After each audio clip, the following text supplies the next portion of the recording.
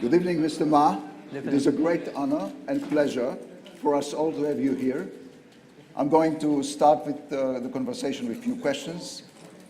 At the midst of the 90s, when you started your first internet ventures, the World Web was still at its inception, in its diapers. With some few tens of thousands of sites, today it has many hundreds of millions of sites. What did you see then that others didn't? Well, thank you. Thank you so much for inviting. It's a good question. Let me answer in this way. I was so bad at schooling. I failed again and again in my university and high school test. I tried 3 years for entering university. And then finally I got into the poorest university in my city, which today I believe that is the best university in the world. Hangzhou Teachers College. So I never thought I would be a teacher. I hate to be a teacher in China. A boy to be a teacher, people look down upon you at that time. So for 4 years, every day I thought about is that what should I do if I graduate? I should not be a teacher, because when you're at teachers college, when you graduate, you have to be a teacher because the government paid the money. So when I graduated, I was assigned to teach in a university because our university was supposed to train middle school teachers. 500 graduate students, 500 students graduate. Only one of them can be assigned to the university. 499 went to go to the middle school. So I was the only one chosen to teach in the university. My president, he saw me at the gate and he said, "Jack, I know you will leave, but promise me in 5 years, teach in that university. Don't leave, just stay there." So I said, "Okay, President, I promise." When I joined that university, I did not know my pay was so bad. Less than $10 a month. And because I graduated from a very poor university, the other teachers, they all from Tsinghua, Beida, so I was looked down upon. But I promised for 5 years. So for 5 years, I've been teaching, I worked hard, and then I was elected by students the best teacher of the university. And then I said, okay, 5 years, I kept my promise. Number 6 year, I started to love to be a teacher. And then I thought, everything I taught my students are the things I learned from books. I should leave the school, spend 10, 15 years, get all the experience, and then go back to teach. Then I could be a good teacher. That was thinking. Then I went to the United States. They're still waiting for you. Yeah, so then I went to the United States.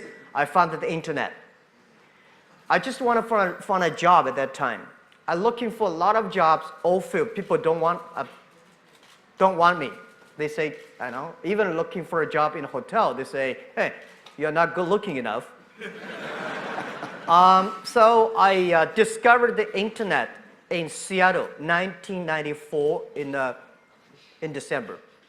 I searched the word beer. I was so scared of the computer. And my friend said, just to search whatever you want to search. At that time, there's called Lycos, the earliest Mosaic, the browser, very early days. They say you search anything. So I first word search beer. There's no beer information on the internet from China. There's a Japanese beer, German beer, US beer. And then I search China. Say there's no data about China. So I thought about, if I can put some Chinese information on the web, when people find out, that might be a good opportunity. So I did not know internet would be that big. I just wanted looking for a job. That was the original thinking. I wanted to leave the school, build up something. And when I found the internet, I think if I can put Chinese company information on the internet, let the other people to do it, this might be a good future. So with that, I have a great vision for the future. At the beginning, just looking for a job, and I don't want to be a teacher. That was the thing. Honest answer. It's well known that you've been an English teacher. So let me, with your permission, allow me to teach you Hebrew. One word. One word in Hebrew. Okay. It's not very complicated. In Hebrew, when we want to say, it's a slang word, but we want to say something is doing really great or super okay, we say sababa. Sababa. Sababa. Sababa. Looks Sababa. like Alibaba. Sababa. Exactly. That's now. Sababa. So one can say, and especially you, Alibaba is sababa. Thank you. Let's do it. Let's do it together. Yeah, Alibaba Is Sababa. You see. So Thank you. after you led the largest IPO in history, a few years ago, you are quoted as saying to investors that Alibaba would become the 5th economic entity in the world, following US, China, Europe, Japan. What was your vision to achieve that? Yeah, because I never thought we would be today. I never thought I would be today. I think for my, when I leave university, I thought just doing something, and 10, 20 years later, I can go back to teach. I never realized I can achieve that much. When we look back, today we have close to 70,000 excellent young people in my company. We have so much data, technology, inference, 700 million users.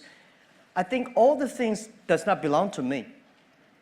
There must be something that somebody in the sky wants Jack and your people should do something different. That was the thinking in the past 10 years always. But when our company went IPO, today we're like a $400 billion market cap. This does not belong to us.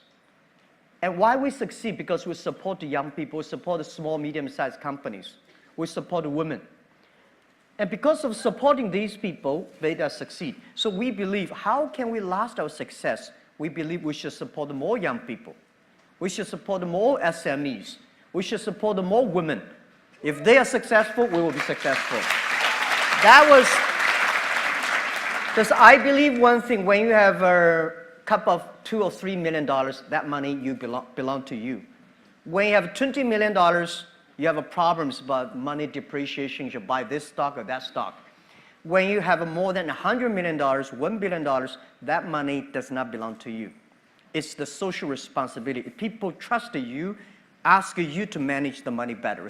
So that was the thinking. And then we decided, we say, we should make an economy that is big enough with that economy, we can enable every young people, every small business, every woman, globally. They want a global buy, global sell, global deliver, global pay, and global travel with the technology we're giving. We can create 100 million jobs for the world. Today, we create 33 million jobs for China. We hope the 5th largest economy of the world, that digital economy, can enable 100 million jobs for the world. We can enable 2 billion population in the world. They can shop and buy everywhere. And we can create 10 million small business. They can be profitable through the internet. That was the vision. I don't know in my life can achieve that, but somebody will achieve it. If we continue to do it, if we cannot reach it in 10 years, why not 20 years? Why not 30 years? People should continue to do it, and someday, if somebody really reach that, we'll feel very proud.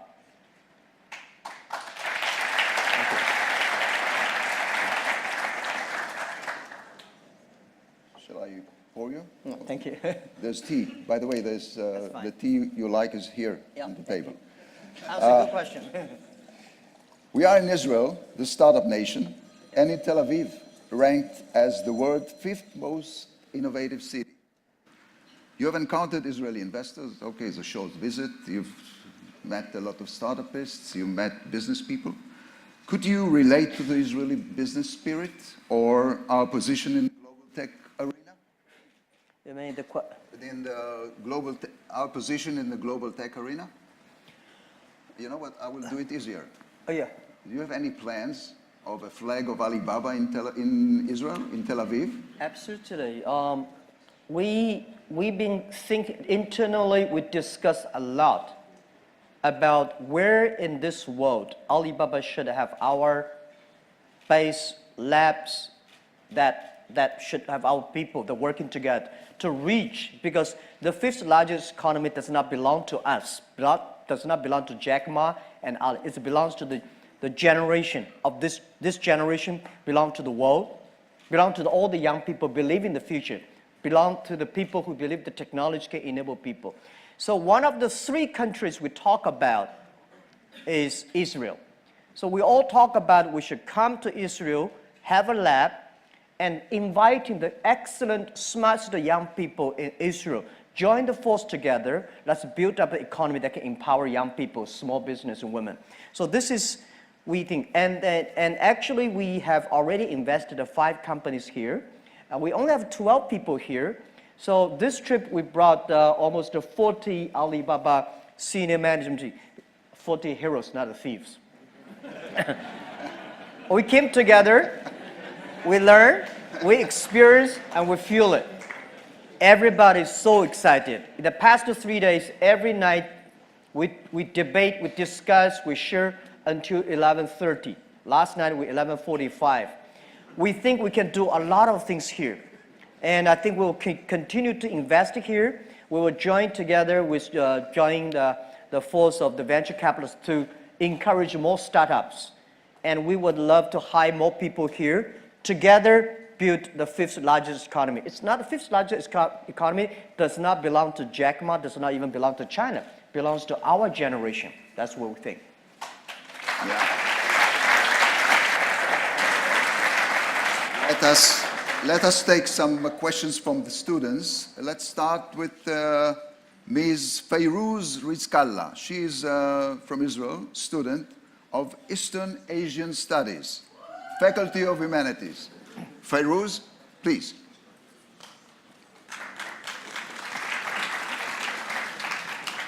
Hi, can you hear anything?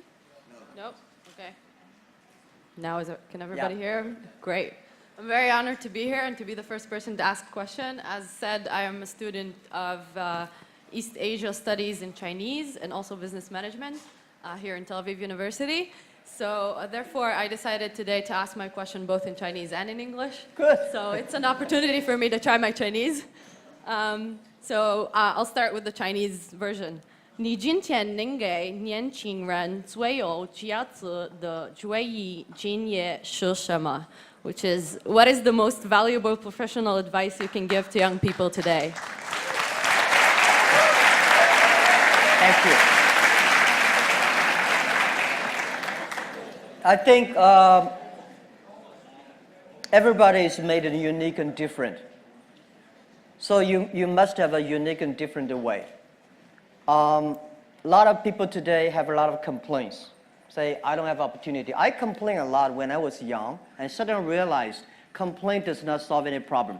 Where the opportunity always in the place where people complain. There are so many opportunities in the world, in this world, because there are so many complaints. If you can solve the complaint, one of the complaints, that's the opportunity. So this is what we made. I think young people, if my advice to be an entrepreneur, don't be scared of failure, of setbacks, and don't give up. There are a lot of books written about Alibaba, about me, which I'm scared of. One day I was reading on a plane, that's many years ago, in the newspaper. I was reading a guy introducing a guy very great. And finally I think people are talking about me. No, that's not me. It was an article about a great person. And then finally I find out they are talking about me. I'm not that great. That's not me. Right? I want to say is that if there's a book I want to write, it's Alibaba 1001 Mistakes. We came today to now. We made so many mistakes. People say, you are lucky. Yes, we are very lucky. We've been only 19 years to today's size. But we've gone through so many tough situations. We made so many mistakes. that people cannot imagine. Probably 90 years, just like Israel. For 70 years, your country grew from nothing to today. You have gone through so many tough experiences. And that will make you different. That's what my advice.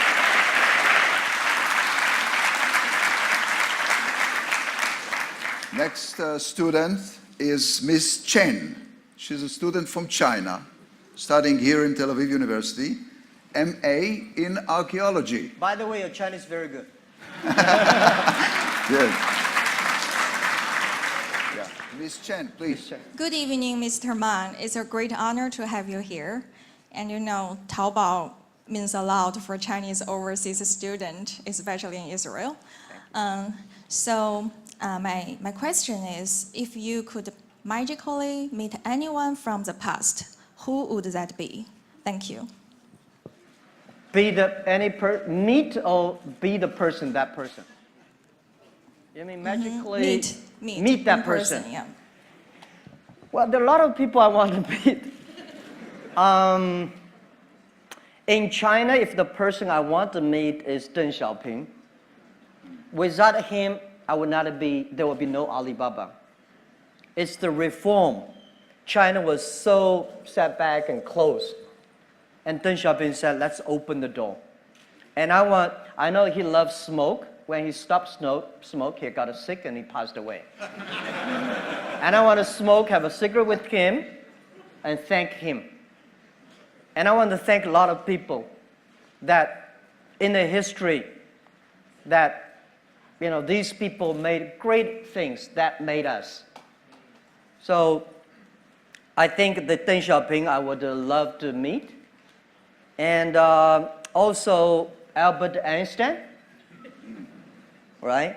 And I also love to talk to the famous Jewish, Karl Marx. You know, he influenced China and all of that. I want to know more about his real thinking behind it.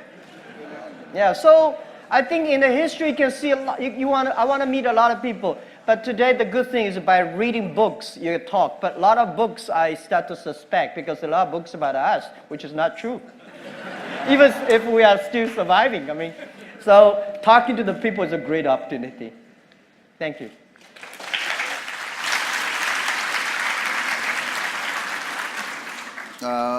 Next student is Miss Whitney Stewart. She's from the University of Pennsylvania.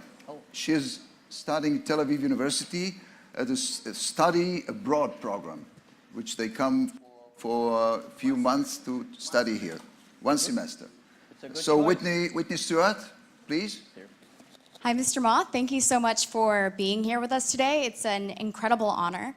I would like to ask if you hire based on a specific educational background. Thank you. No. Absolutely not. Because if we hire based on the education background, Jack Ma can never be accepted by Alibaba. When we started the business, we had 18 founders, including me. 17 of them, most of them my students, and most of them, well, today people think these 18 people, the smartest people in China. We don't think we're smart. Honestly, we all graduate from the very poor schools. The only thing we did was that we are very united. We all believe the future. We are all optimistic. And we learn through mistakes. We never give up. When Alibaba first IPO'd in 2007 in Hong Kong, we had close to 500 millionaires. We made 500 millionaires, and I had a talk with people in the room. I say, hey, everybody, now we are very successful. We are all millionaires. Do you think we are smarter than the others? People say, no. Do you think we work harder than the others? No. The early days, because we had a strange name, Alibaba, people say, what a company. A lot of people think it's a company of telling lies. We cannot even hide people. We say, if the people who is not that much disabled, we all hide them. Because nobody wants to join us. And but we've gone through it. So I asked those 500 millionaires, there's one thing. Those people who think they're smart, after half year, they all gone. They start to build up their own. They don't believe our model. They don't believe by helping others, by helping small business, you can make money. Because 20 years ago, only by helping big companies, you can make money. By helping small companies, you don't have a chance. So smart people left us. Those people believe they are excellent. The headhunting company all come. They headhunt our people. We are the people, nobody even come to hunt us. So we stayed, we have no choice, we don't have any company to go, but we believe our future. So after 10 years, we survived, and today the same. We don't believe those people. I think this is what I give advice to students in Harvard or Tsinghua. If you graduate from famous university, please respect the people who graduate from the poor schools. Those people like us graduate from a poor universities, please respect yourself. We have chance if we work together. So,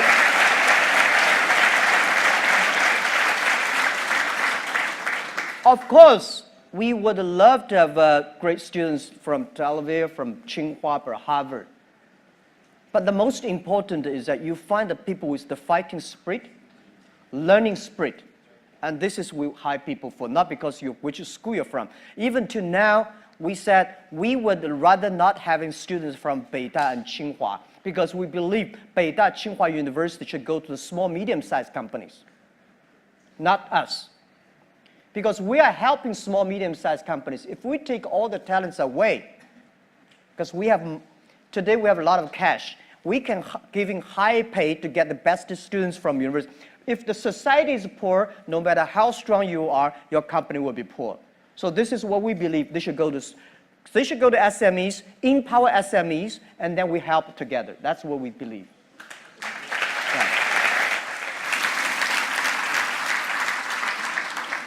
Ms. Shani Masti, a student of industrial engineering, please. Hi. I really appreciate the vision that you have for the younger generation. And considering that, I was wondering, what do you wish for your children? My children. I want them to be healthy, to be happy, do things what they like. They don't have to sort of like do what the father wants them to do. They do things what they want. The only thing I think as the parents should giving them health, optimistic for the future. No matter whatever in your life you will encounter all kinds of things. Be optimistic. And next is education. If she wants whatever education wants, I support her. Rest of it, she goes on her way. So this is what I expect my kids to have: good health and happiness. Don't be Jack Ma second. It's tough. Because I know I'm not me. I don't want my kids, unless they want to, right? I think I would tell them, it's very lonely. You have to have a strong will. Normally, if you want to be leaders means loneliness. Leaders means responsibility.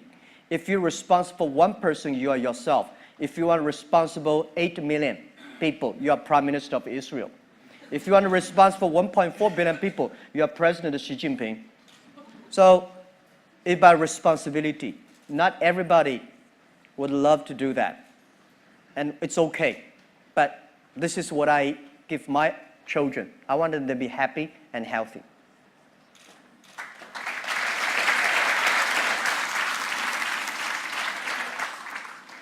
Mr. Elliot Ashkenazi from Belgium is a student of, listen to this, International Program for Conflict Resolutions and Mediation Studies. Mediation Studies of Social Sciences. Shalom, Mr. Ma. So I try, to teach you a second word in Hebrew now. So my question is like this. With all, the due respect I have for you, you have been rejected from Harvard 10 times. And you've proven that you don't necessarily need degrees from this, so-called famous university to succeed in life. So my question is, do you think that the entire educational system should be updated? Thank you very much. Absolutely. Absolutely. The education system needs to be upgraded. This is something that I worry about, and this is something that I'm going all around the world telling the government officers that my worry. People worry about high technology, but young people don't worry about it. I feel very few young people worry about the future. Only senior people worry about it. One day when Alibaba used to be on PC, and then suddenly we moved to the mobile phone. A lot of people complain, mobile phone too small. How can you do shopping on such a mobile phone screen? And later we realized because our eyes are shut, are getting old. Young people never think it's small. They think it's big enough. Next 30 years, the artificial intelligence, the robots, all the high tech will replace a lot of jobs. This is for sure. When human beings invented computers, human beings should know that computer will be much smarter than human beings. They remember, they calculate faster, and they never get upset. They always keep on doing things.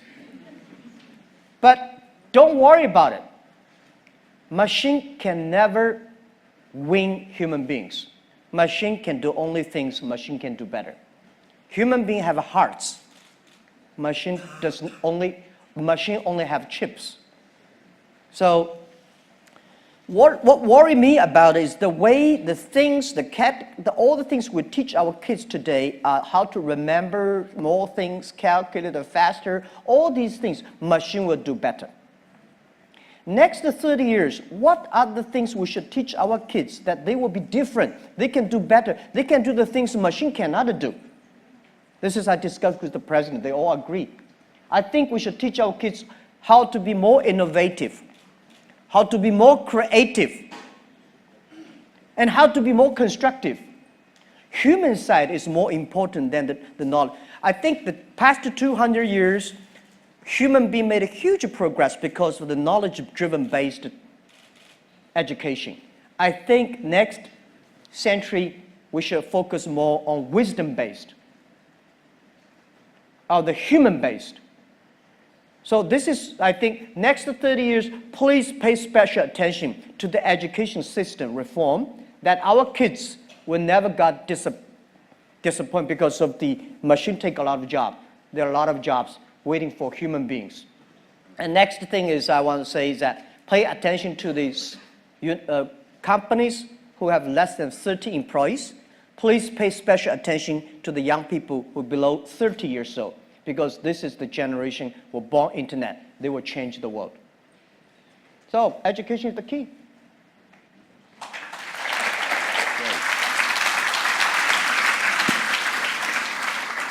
Next student is Yaden Shefi, student of accounting and business. Please. By the way, we need a lot of social scientists in Alibaba. Because we have so many, we are managing an economy over 700 million people. That's so complicated. 1% of the bad guys, we got 7 million bad guys. And how to deal with it?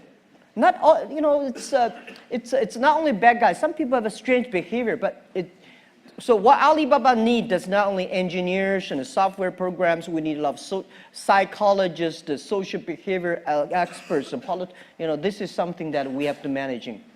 So yeah, but thank you for the question.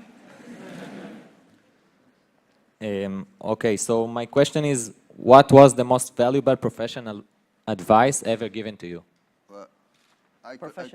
Again? What was the most valuable professional advice ever given to you? Given to me. Yeah. What professional advice, the best that you can recall, was given to you? Well, the first 2-3 years for Alibaba was a disaster. We did not have a business model.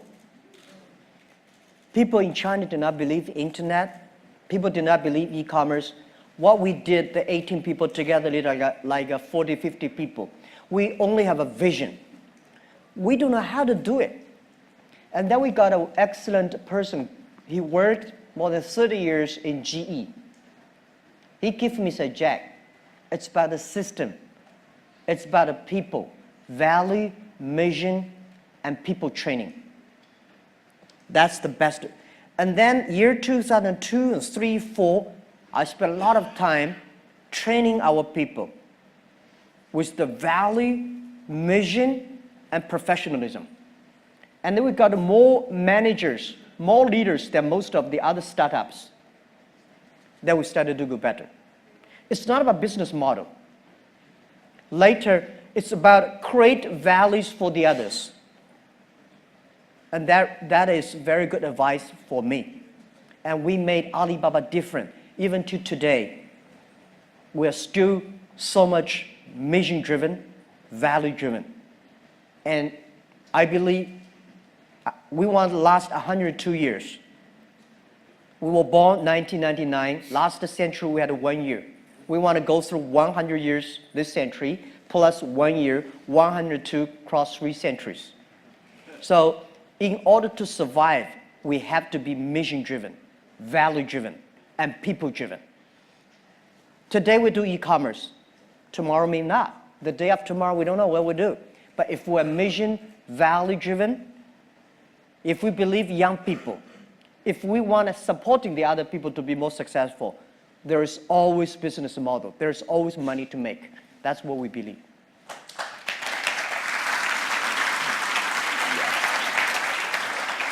Next student is Mr. Mauricio Figuera from Mexico.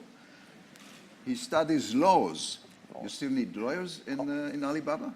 Yeah, we lawyers? need a law. Yeah. We need a law, but not necessarily lawyers. Sorry about that. Okay, he studies Master of Law at the Faculty of Law. Please. Yeah, thank you very much. I would like to know which is the first trait that you seek in a job candidate. Whichever the... What, The first what quality. are you seeking in a job for a new candidate in a job? For a new job candidate, what are you looking for? Oh, what I'm looking for? Not Well, lawyers. He doesn't no. think about lawyers. sorry, we do a lot. We have like 200 or 300 lawyers. When Alibaba was in my apartment, I never thought a company need a lawyer. I never thought Alibaba in the future will have like more than 3 lawyers. Today we probably have 300 lawyers. Well, we need a lot of jobs because today we are handling 700 million users. I think we are going to handling 2 billion people. There are so many things that we have never seen, never imagined before. There's a lot of jobs like data, cloud computing, AI, we call Alibaba Intelligence. And there are so many things, the machine learning, that we don't know. And I don't think today there is expert of these things. Don't tell me somebody is the expert of e-commerce. Don't tell me somebody is the expert of internet. I tell you a story. 1996, I was invited to join a meeting in Beijing about internet. At that time, China was not even connected to the internet yet. So I went there, there's about 12 people in a room. They call themselves internet expert. I say, what? We got an internet expert. So they have a lot of worries. Oh, they worry this, worry that, and China should control internet, this. So after 20 years, I found all the things they worried never come out. All the things they did not worry, all come out. There are a lot of experts of yesterday. There's no expert of future. The thing we do is we learn. So that's why you said what kind of job we need, what kind of candidates we're looking for. We're looking for every kinds of jobs. But the thing is that we hire you not because you are qualified. We hire you because you will be qualified if you learn together with us. So this is what Alibaba requests. We hire people. They're ready to learn. They're ready to take risks. They're ready to fail. And they're ready to suffer. And then we believe maybe 15, 20 years later, they will be the expert of their own field of the history. That's what we think.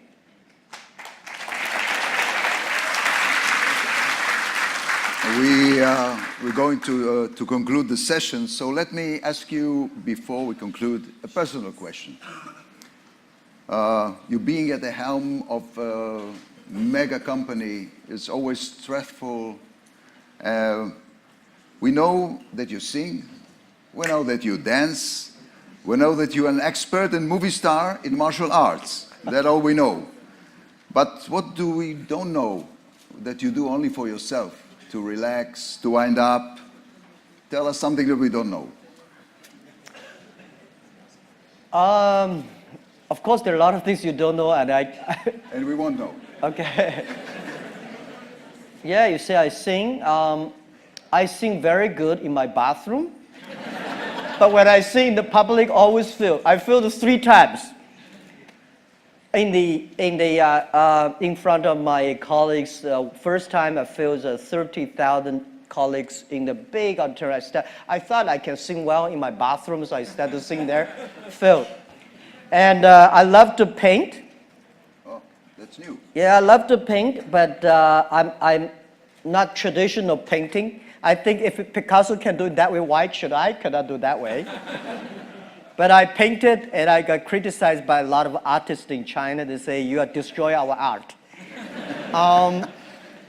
There are 3 Jack Ma's, I think. The first Jack Ma is people's imagination. You think he's great, he's bad. I think Jack Ma is not great, is not bad, he's not smart, he's a normal. The day when I told my 17 founders in my apartment, I say, if Jack Ma and his team can be successful, 70 or 80% of young people in China can be successful. We're not smart, we don't have money. We don't have technology. We don't have anything. The only thing is that we work together for future. So we said, if we succeed, 80% of young people in the world, they can be successful. That was who we are. So people think, Jack, this is that your imagination. That is not me. So when I look at people say, hey, Jack Ma, people criticize him. I'm happy. People criticize. That's not me. People praise him as, that's not me. I know very well this is not me. The second Jack Ma is the CEO, chairman of Alibaba. That's a tough job because all the easy, good things my team finished. And tough job. The things that came to me, normally not easy. You have to be, you have to be a CEO like. This is not me, it's my job. It's me, it's my personal. I'm a straight boy, like any boys, in a poor family. I came from a very poor family, poor education. I love to make friends. I love to have fun. So I want to be back to myself. This is what I do anything, a lot of things that any boy want to do, I want to do. And I want to enjoy a lot of lives. But this is why I want to retire early. I can go back to myself. Because this is not me. This is my job. And the real Jack is something that I always want to come out. And every year I want to do something new. Well,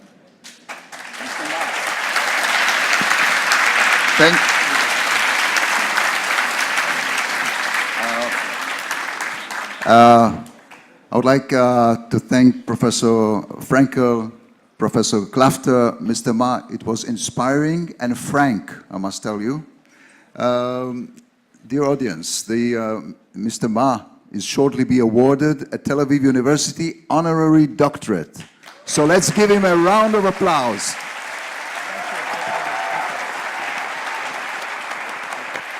Thank you so much. Thank you.